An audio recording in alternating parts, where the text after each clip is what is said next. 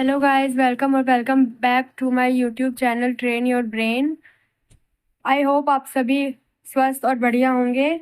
चलिए आज का सेशन हम शुरू करते हैं। आज हम पढ़ेंगे 1.2 का। प्रीवियस सेशन में मैंने पढ़ाया था आपको 1.2 का फर्स्ट, सेकंड और थर्ड क्वेश्चन हमने कवर किया था। आज हम करेंगे फोर्थ, फिफ्थ, सिक्स्थ और सेवन्थ क्वेश्चन कवर करेंगे। तो चलिए स्टार्ट करते हैं।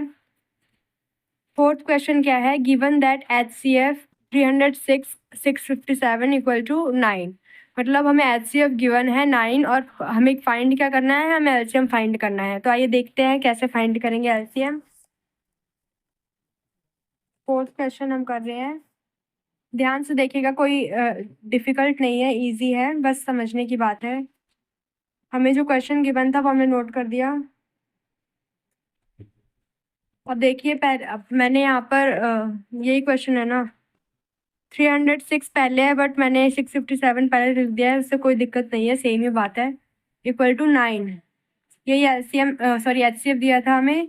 अब LCM हमें क्या गिवन है? सेम ही नंबर का LCM क्या गिवन है हमको? कुछ भी नहीं। LCM हमें क्या करना है? निकालना है। अब कैसे निकालेंगे LCM? हम पढ़ते आए हैं और बनाते भी आए हैं कि ये पढ़ते आए हैं ना, HCF मल्टीप्लाई LCM किसके इक्वल होता है? प्रोडक्ट ऑफ टू नंबर्स के। क्या होता है? HCF मल्टीप्लाई LCM इक्वल होता है प्रोडक्ट ऑफ टू नंबर्स के। तो अब कुछ नहीं करना है, जो भी जिसकी वैल्यू है उसको उसके जगह पर पुट कर दो। HCF कितना गिवन है हमको? 9। हमें HCF 9 गिवन है। LCM कुछ भी नहीं है तो LCM की जगह LCM उतार देंगे। प्रोडक्ट ऑफ टू नंबर्स, किनका प्रोडक्ट करेंगे? जैसे हम पहले कर रहे थे 657 और 306 का। 657 और 306 का हम प्रोडक्ट कर देंगे, मीन्स मल्टीप्लाई कर देंगे। अब क्या करेंगे? LCM, हमें LCM निकालना है तो HCF को हम इधर इक्वल टू के इधर लेके आएंगे, मीन्स 9 को इक्वल टू के इधर लेके आएंगे तो क्या हो जाएगा? डिवीजन में आ जाएगा, ये डिवाइड 9।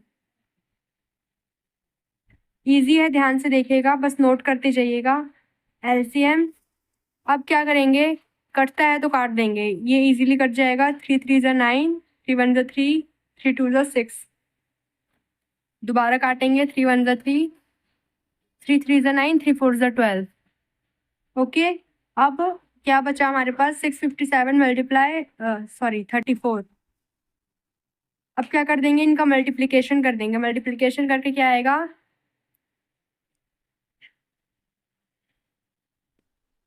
इन दोनों का मल्टीप्लाई करके क्या आ जाएगा? 2 2 3 3 8।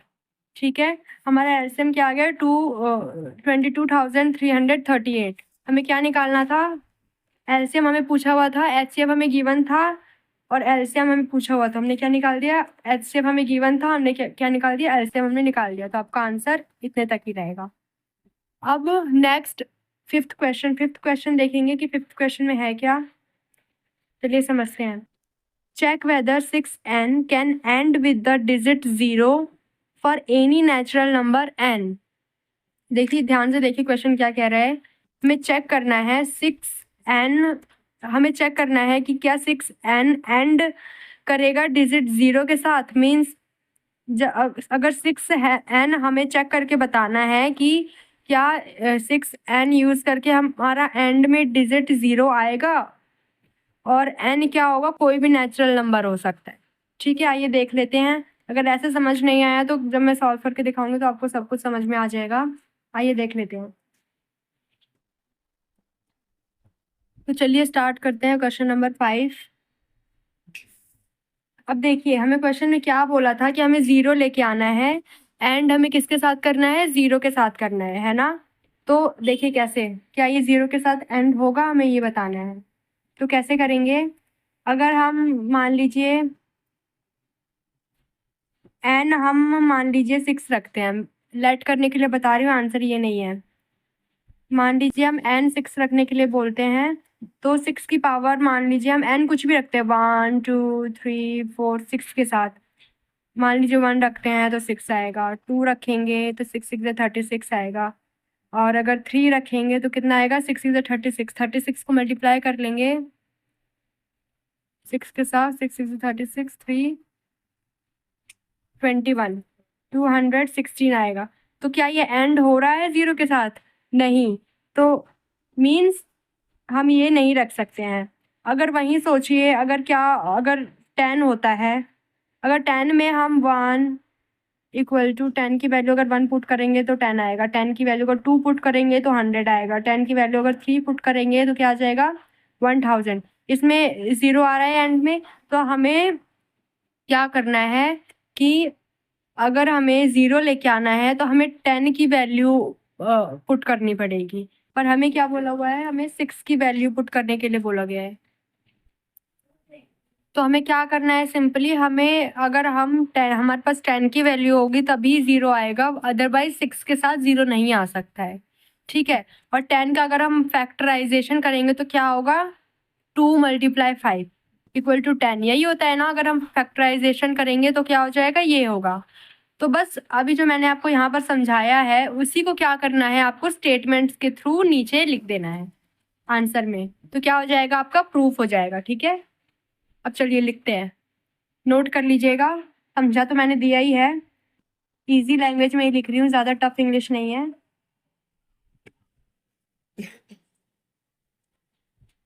Prime factors of 6n equal to 2 × 3n। इसको 6 को हम लोग ऐसे लिख सकते हैं, जब जैसे कि 5 को हम लोग 10 को लिख सकते हैं 2 × 5 इक्वल टू 10, तो 6 को भी लिख सकते हैं 2 × 3 इक्वल टू 6। मैंने वही किया है, बस फैक्टर कर दिया है इसका। इक्वल टू, इसको हम सेपरेट कर देंगे 2 की पावर n और 3 की पावर n। ठीक है, कोई डाउट यहाँ तक? चलिए आगे करते हैं। अगर कोई भी डाउट होगा तो आप मुझसे कमेंट करके पूछ लीजिएगा कि यहाँ पर डाउट है, मैं आपका कमेंट ज़रूर क्लियर करने का ट्राई करूँगी। You can observe clearly 5 is not in the prime factor of 6n। अब देखिए, अब आप ऑब्जर्व कर सकते हैं क्लियरली कि 5 जो है वो फैक्टर नहीं है 6 का। अगर 5 फैक्टर होता 6 का तो फिर क्या हो जाता? 0 आ सकता था, पर यहाँ पर 5 क्या है? फैक्टर नहीं है 6 का। अगर 6 का फैक्टर 5 होता तो हम ऑब्वियसली 0 लेके आ सकते थे, पर यहाँ पर नहीं है तो नहीं आ सकता। Next, that means 6n will not be divisible by 5। ठीक है, मतलब 6n जो है वो डिविजिबल नहीं है 5 से। आगे,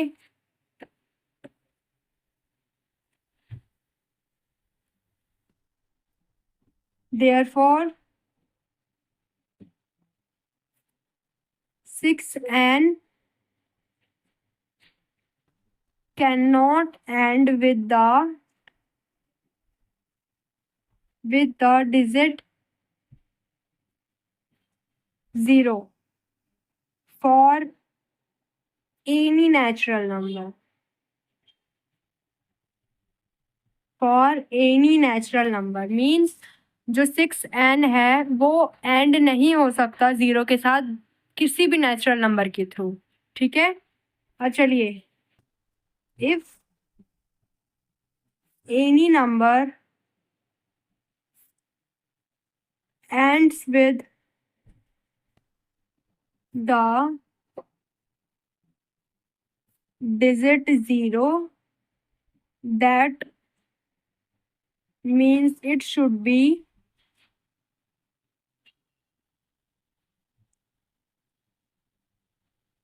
divisible by 5। That is if 6n ends with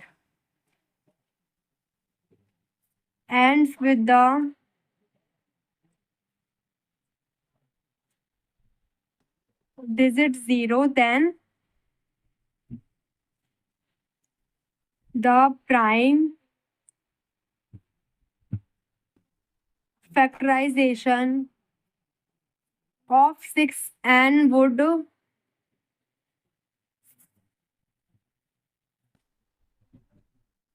contain the prime 5।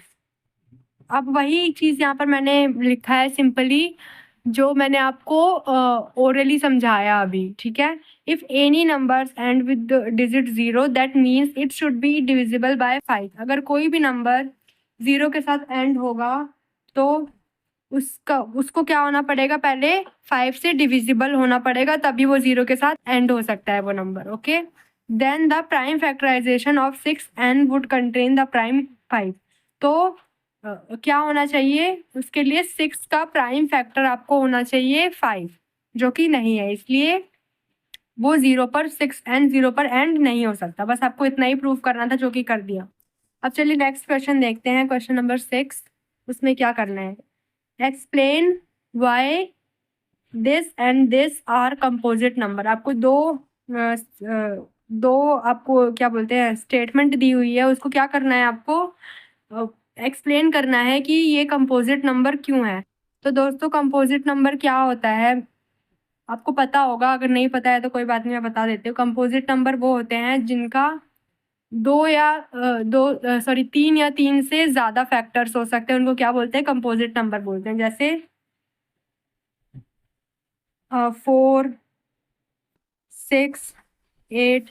अब 4 है, 4 के कितने फैक्टर हैं, एक तो वो 1 से हो सकता है, 2 से, 4 से, तो कितने हैं, 3 फैक्टर हैं इसके, तो ये क्या हो जाएगा, कंपोजिट नंबर हो जाएगा। इसके कितने हैं, ये 1 से हो सकता है, 2 से हो सकता है, 3 से हो सकता है, खुद 6 से हो सकता है। तो इसके 4 फैक्टर हैं, तो ये भी क्या है, कंपोजिट। ध्यान से सुनिए मैंने क्या बताया।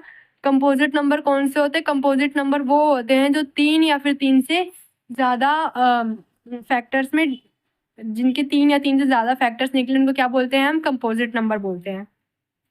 अब ये है, ये कितने, इसके कितने फैक्टर निकलेंगे, 8 के, 1 से जाएगा, 2 से और 4 से, और खुद के टेबल 8 से जाएगा, तो इसके भी 4 फैक्टर है, तो ये क्या हो जाएगा, आपका कंपोजिट नंबर हो जाएगा।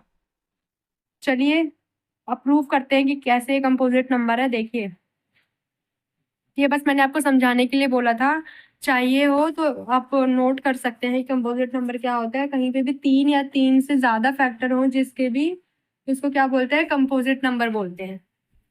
अब हमें क्या डिजिट गिवन है, देखिए 7 मल्टीप्लाई 11 मल्टीप्लाई 13 प्लस 13।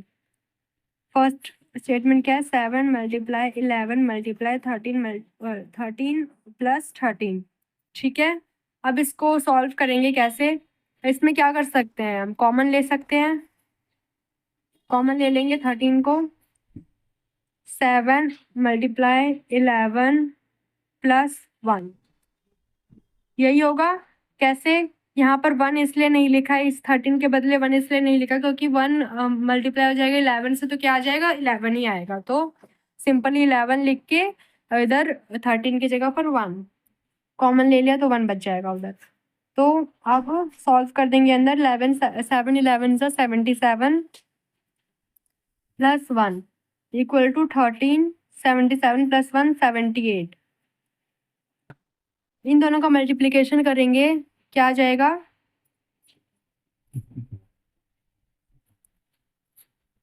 है ना। या फिर आप मल्टीप्लाई ना करके इतना लंबा प्रोसेस ना करें, क्या कर दीजिए इसका, आप 13 और 78 का फैक्टर निकाल लीजिए। फैक्टर कैसे निकाल लीजिए, चलिए एलसीएम करके देख लेते हैं। 78 और करिए, 2 3 ज़ा 6, 2 9 ज़ा 18, 3 1 ज़ा 3, और उसके बाद 3 1 ज़ा 3 और 3 3 ज़ा 9। अब 13 1 ज़ा 13, ठीक है। तो इसको ही इधर नोट कर लीजिए आप, 13 मल्टीप्लाई, इन सबको नोट कर लीजिए जैसे स्टार्टिंग में करते थे, 2 मल्टीप्लाई 3 मल्टीप्लाई 13, और आप 1 भी लिख सकते हैं। तो ये क्या हो जाएगा, इसके कितने फैक्टर हैं, या फिर अगर आप चाहें तो मल्टीप्लाई करके लिख भी सकते हैं, जैसा आपको सुटेबल लगे, पर मैं सजेस्ट करूँगी कि आप मल्टीप्लाई ना करें, प्रोसेस लेंदी हो जाएगा। डायरेक्ट 78 का आप फैक्टर निकालें, इसको एज इट इज़ छोड़ दें, उसके बाद आप देखेंगे कि इसके कितने फैक्टर निकल रहे हैं। 1 2 3 4 5 है ना। 5 फैक्टर तो क्या हो जाएगा, मैंने क्या बताया था कि जो भी 2 या 2 सॉरी 3 या 3 से ज़्यादा फैक्टर जिनके होंगे वो क्या हो जाएंगे, आपके कंपोजिट नंबर हो जाएंगे। ठीक है, तो चलिए इसका मतलब ये कंपोजिट नंबर है। चलिए एक छोटा सा स्टेटमेंट लिख देंगे इसके बाद।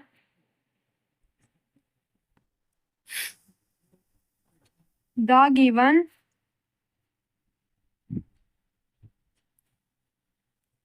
number has 2 3 13 and 1।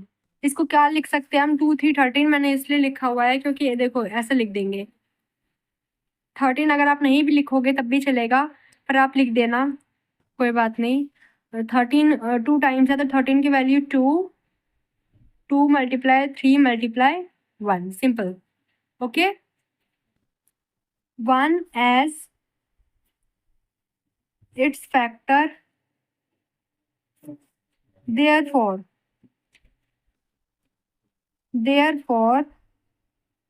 it is a composite number।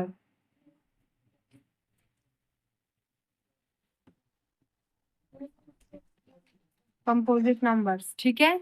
अब इसी तरह से हमने पहला स्टेटमेंट क्या है, कंपोजिट नंबर में हमने पहला स्टेटमेंट प्रूव कर दिया है। अब क्या करना है, हमें क्या करना है, अब सेकंड स्टेटमेंट प्रूव करना है। चलिए देखते हैं सेकंड स्टेटमेंट। सेकंड स्टेटमेंट क्या है, ये 7 multiply 6 multiply 6 multiply 5 multiply 4 multiply 3 multiply 5 multiply 4 multiply 3 multiply 2 multiply 1 plus 5 multiply 2 multiply 1 plus 5। ये है आपका नेक्स्ट जो आपको प्रूव करना है वो। ठीक है, तो चलिए प्रूव करते हैं। इसमें से हम क्या ले कर सकते हैं, 5 कॉमन लेके सकते हैं। 7 मल्टीप्लाई 6 मल्टीप्लाई 1 आ जाएगा तो छोड़ देते हैं इसको। 4 मल्टीप्लाई 3 मल्टीप्लाई 2 मल्टीप्लाई 1 प्लस इधर 5 कॉमन ले लिया तो क्या बच गया, 1। ठीक है, 5 मल्टीप्लाई, अब क्या कर देंगे, इन सबको मल्टीप्लाई वाली डिजिट को क्या कर देंगे, मल्टीप्लाई कर देंगे। क्या आ जाएगा, आप मल्टीप्लाई करके देखना, 1008 आ जाएगा, प्लस क्या आ जाएगा, 1। इनको क्या करेंगे, 5 मल्टीप्लाई 1008 प्लस 1 1009। अब क्या करना है, अब हमारा क्या, मल्टीप्लाई में हम क्या भी लिख सकते हैं और 1 भी लिख सकते हैं। तो हमारा फैक्टर क्या बन जाएगा, 3 फैक्टर बन गए। एक तो 5 मल्टीप्लाई 1009 मल्टीप्लाई 1, तो 3 फैक्टर बन गए इसके। इसका मतलब ये भी हमारा कंपोजिट नंबर है। चलिए, the given expression has 5 1009 and 1 as it is as its factor, hence it is a composite number। हो गया, हमने प्रूफ कर दिया इसको। बस इतना ही करना था, हमें जो बोला था कि हमें प्रूफ करना है कि कंपोजिट नंबर है कि नहीं है, वो हमने प्रूफ कर दिया। इजी है, टफ नहीं है, तो आप पहले अगर समझेंगे तो फिर इजी लगेगा आपको भी। अब चलिए लास्ट बट नॉट लीस्ट अगला एक्सरसाइज करेंगे शुरू, पर उससे पहले आप ये 7th क्वेश्चन देख लीजिए। There is a circular path around a sports field. एक सर्कुलर पाथ है किसके आसपास, एक स्पोर्ट फील्ड के आसपास एक सर्कुलर पाथ है, मतलब एक बड़ा सा ग्राउंड है। Sonia take 18 minutes to drive 1 round of the field. उस मान लीजिए आपके पास देखिए एक सर्कुलर पाथ है, ठीक है, और there is 2 person, first is Sonia and second is Ravi. अगर सोनिया यहाँ से वो चलना सपोज शुरू करती है तो उसको पूरा एक राउंड लगाने के लिए, यहाँ से क्लॉकवाइज एक राउंड उसको घूमने के लिए कितना मिनट लग रहा है, कितना मिनट लग रहा है उसको एक राउंड घूमने के लिए? 18 मिनट्स, 18 मिनट्स उसको लग रहे हैं इतने। और वहीं देखिए while Ravi takes 12 minutes for the same, और रवि को उसी फील्ड का ये पूरा राउंड लगाने के लिए क्लॉकवाइज ही कितना टाइम लग रहा है? 12 मिनट्स। तो ऑब्वियसली रवि जो है स्लो चल रहा होगा सोनिया से, राइट? सोनिया फास्ट चल रही होगी रवि से। तो फिर क्या आगे, suppose they both start at the same point at the same time. तो आपको बोल रहा है कि आप सपोज करिए कि वो दोनों ही स्टार्ट कर रहे हैं चलना उस पाथ के ऊपर सेम पॉइंट और सेम टाइम पर, and go in the same direction, और वो सेम डायरेक्शन पर जा रहे हैं। मीन्स अगर वो यहाँ से दोनों चलना स्टार्ट कर रहे हैं तो वो एक ही वे पे चल रहे हैं। ऐसा नहीं हो रहा कि वो एंटी क्लॉकवाइज चल रहा है, कोई क्लॉकवाइज चल रहा है, नहीं, दोनों ही क्लॉकवाइज चलते हैं इस पाथ के और सेम डायरेक्शन में जा रहे होते हैं। After how many minutes they will meet again at the starting point. तो कितने मिनट्स बाद वो दोनों मीट करेंगे, मतलब कितने राउंड या फिर कितनी देर में, कितने मिनट्स बाद वो मीट करेंगे स्टार्टिंग पॉइंट्स पे अगेन, ठीक है, हमें वो बताना है। तो हम इसमें क्या करेंगे, HCF हाईएस्ट कॉमन फैक्टर नहीं निकालेंगे, हम इसमें क्या निकालेंगे, लोएस्ट कॉमन फैक्टर निकालेंगे, ठीक है। क्योंकि मैंने आपको बताया था हाईएस्ट कॉमन फैक्टर किसके लिए निकालते हैं, जब हमें कोई स्मॉल डिजिट चाहिए होते हैं, कम अमाउंट की डिजिट चाहिए होती है, और लोएस्ट फैक्टर में हम ज़्यादा से ज़्यादा निकाल पाते हैं। तो देखिए एलसीएम निकालेंगे इसमें, एलसीएम ऑफ 18 एंड 12। देखिए एलसीएम निकालिए इधर, 18 एंड 12 2 के टेबल से जाएगा, 2 9 18, 2 6 12, 3 3 9, 3 2 6, बस यही हो जाएगा। तो क्या आ जाएगा एलसीएम 18 का, सॉरी उनको अलग अलग सेपरेट निकालना है, दोनों का एलसीएम निकालना है ना। एक बार दोबारा देख लीजिए, 2 9 18, 3 3 9, 3 1 3, ये आ जाएगा आपका इसका एलसीएम। 2 × 3 × 3, ओके। अब 12 का एलसीएम निकालेंगे same, 2 6 12, 2 3 6, 3 1 3, 2 × 2 × 3, 2 × 2 × 3, okay. LCM of 18 and 12। अब क्या करना है, इन दोनों का साथ में एलसीएम निकालना है जो मैंने पहले निकाला था।